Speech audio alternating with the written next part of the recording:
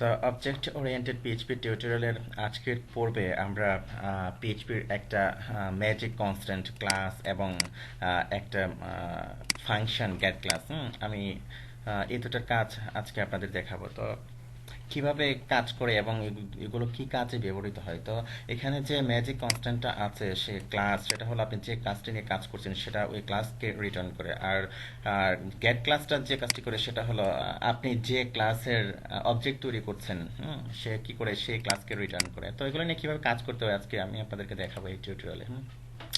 তো ধরুন এখানে আমরা কিছু কাজ করেছিলাম, আমরা কি করে এগুলো রিমুভ করে দিই। হ্যাঁ, এগুলো আমাদের দরকার নেই। আর ধরুন এইগুলো আমি রাখছি এখন।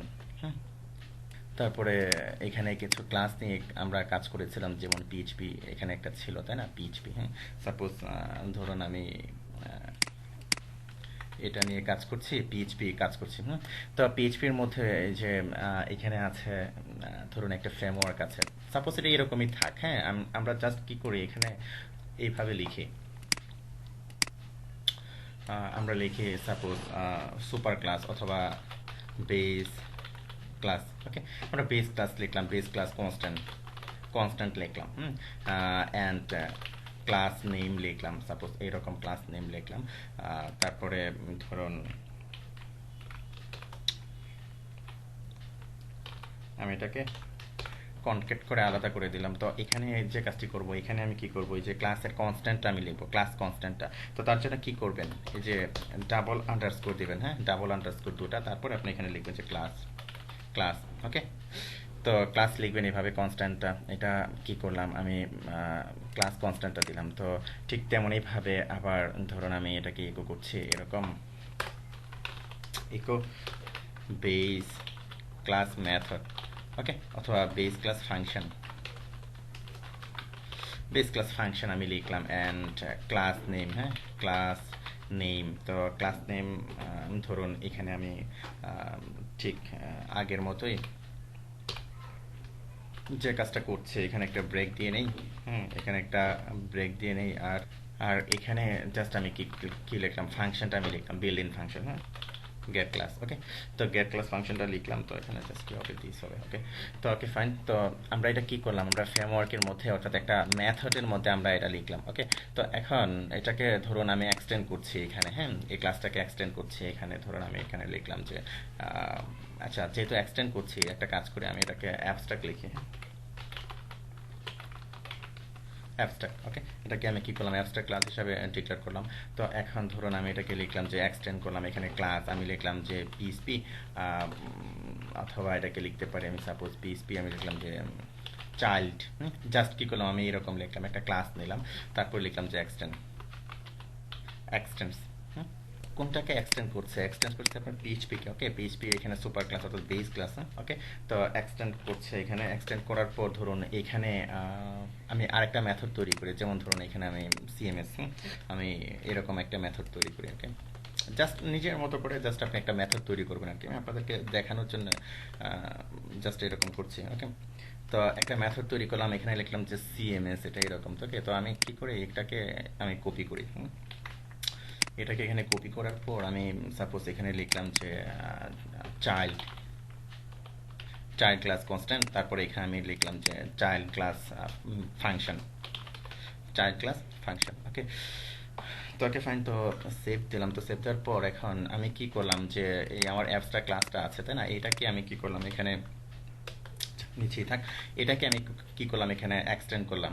তো অলরেডি দেখুন এখানে আমরা কি অটো লোডার ইউজ করছি, তাই না, এটা লোড হবে যেহেতু এই ক্লাসটা নিয়ে আমি কাজ করছি। তো এখন এর বাহিরে, হ্যাঁ, আমরা কি করব, এর একটা অবজেক্ট তৈরি করবো, তাই না। আমি লিখলাম যে পিএইচপি ইকুয়াল টু নিউ, কোনটার অবজেক্ট তৈরি করবেন, এই যে যেটাকে আপনি এক্সটেন্ড করেছেন সেটার অবজেক্ট তৈরি করবেন আপনি। ওকে, নিউ পিএইচপি, জাস্ট আমি কি করলাম এরকম এর একটা অবজেক্ট আমি তৈরি করলাম। তো অবজেক্ট তৈরি করার পর এখন ধরুন এখানে যে আমি ফ্রেমওয়ার্ক একটা মেথড তৈরি করলাম, আমি সাপোজ ফ্রেমওয়ার্ক মেথডটা আমি কি করছি এখান থেকে অ্যাক্সেস করছি। ওকে, আমি কি করলাম, এই যে ফ্রেমওয়ার্ক মেথডে আমি অ্যাক্সেস করলাম। ওকে, তো ফ্রেমওয়ার্ক মেথড অ্যাক্সেস করার পর ধরুন আমি এখানে ইকো দিয়ে নিলাম, ইকো।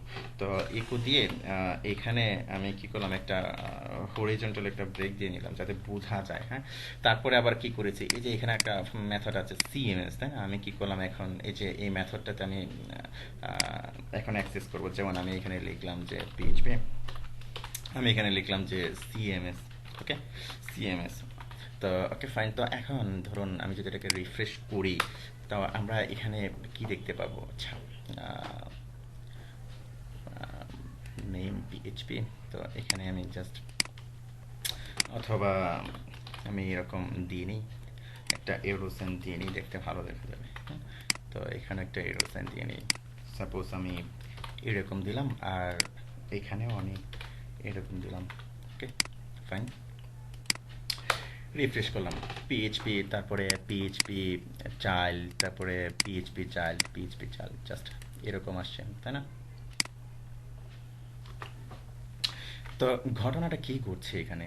তো আসলে এই বিষয়টা আমি বোঝার চেষ্টা করি। তো এখানে দেখুন, আমি কি করছি এখানে, ফ্রেমওয়ার্ক অর্থাৎ যে সুপার ক্লাস অর্থাৎ বেস ক্লাস যেটা আছে, পিএইচপির বেস, অর্থাৎ এখানে যে আমি কি করলাম, এই যে পিএইচপি চাইল্ডের যে বেস ক্লাসটা আছে অর্থাৎ পিএইচপি, এই ক্লাসের আমি মেথডটাকে কি করলাম, আমি প্রথমে এখানে কল করলাম, তাই না? অর্থাৎ অবজেক্টের মাধ্যমে আমি কি করলাম, এখানে অ্যাক্সেস করলাম। তো অ্যাক্সেস করার পর এখন আমি কোথায় আছি, তার মানে আমি আছি এখানে আছি, তাই না? এই যে পিএইচপি বেস ক্লাসে আমি আছি। তো বেস ক্লাসের মধ্যে আমি কি করেছি, এখানে ক্লাস কনস্ট্যান্টটা ব্যবহার করেছি, ম্যাজিক কনস্ট্যান্ট। তো যার কারণে সেখানে কি করছে, সে সে যেখানে আছে অর্থাৎ যে ক্লাসের মধ্যে আছে সেই ক্লাসটাকে সে রিটার্ন করছে। দেখুন এখানে লেখা আছে কি পিএইচপি। ওকে, আর এখানে যে গেট ক্লাসটা আছে, গেট ক্লাস যে মেথডটা অর্থাৎ ফাংশনটা, তো সে কি করছে, সে কিন্তু যে ক্লাসে আছে সেই ক্লাসকে কিন্তু সে কি করছে না, সে এখানে দেখুন সে রিটার্ন করছে না, তাই না?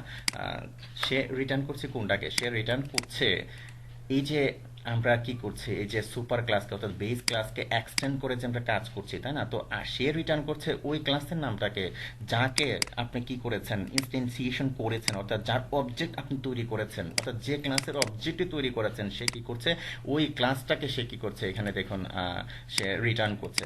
ঠিক তেমনি ভাবে এই যে আমরা যদি এখন এই যে আমরা এক্সটেন্ড করেছি যেটা চাইল্ড ক্লাসের মধ্যে আমরা কি করেছি, এখানে দেখুন যে আমরা ক্লাস কনস্ট্যান্টটা ব্যবহার করেছি, সে কিন্তু এই যে সে নিজের যে ক্লাসটা আছে সেই ক্লাসকে কিন্তু সে কি করেছে, রিটার্ন করেছে। আবার সে কি করছে, গেট ক্লাস, তো গেট ক্লাস কি করছে, যে ক্লাসের অবজেক্টটা তৈরি করেছি আমরা তাকে কিন্তু সে রিটার্ন করছে।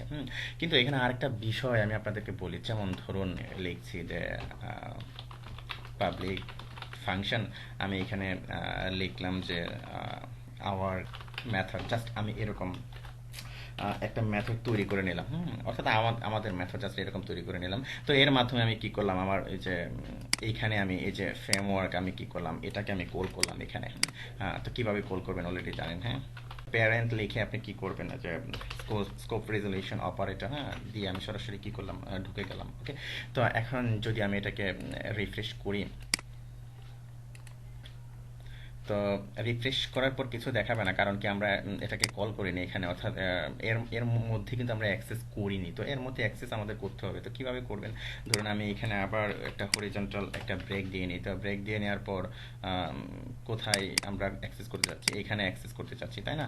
তো অলরেডি আমাদের কি অবজেক্ট তৈরি করা আছে। তো এখন জাস্ট কি করবে, যে আমাদের আওয়ার মেথড যেটা আছে, আমরা আওয়ার মেথডে কি অ্যাক্সেস করলাম। ওকে, তো অ্যাক্সেস করার পর এখন যদি আমি এটাকে রিফ্রেশ করি, আপনি দেখবেন যে এই যে বেস ক্লাসে যা ছিল ঠিক তেমনিভাবে সাব ক্লাসে এটা কল করার পরেও কি তার বেস ক্লাসের ক্লাস নামটাকে কিন্তু সে কিন্তু এখানে ইকো করছে অর্থাৎ রিটার্ন করছে। তো আশা করি বুঝতে পেরেছেন বিষয়টা। অর্থাৎ ক্লাস কনস্ট্যান্টটা যেখানে থাকবে সে কিন্তু ওই ক্লাসটাকেই কিন্তু সে রিটার্ন করবে। আপনি এটাকে যদি এক্সটেন্ড করে অন্য ক্লাসেও আপনি ব্যবহার করেন, সে কি করবে, তার ওই ক্লাসটাকেই সে রিটার্ন করবে। সে তার যে ক্লাসে আপনি এটাকে কল করছেন সে কিন্তু ওই ক্লাসটাকে রিটার্ন করবে না।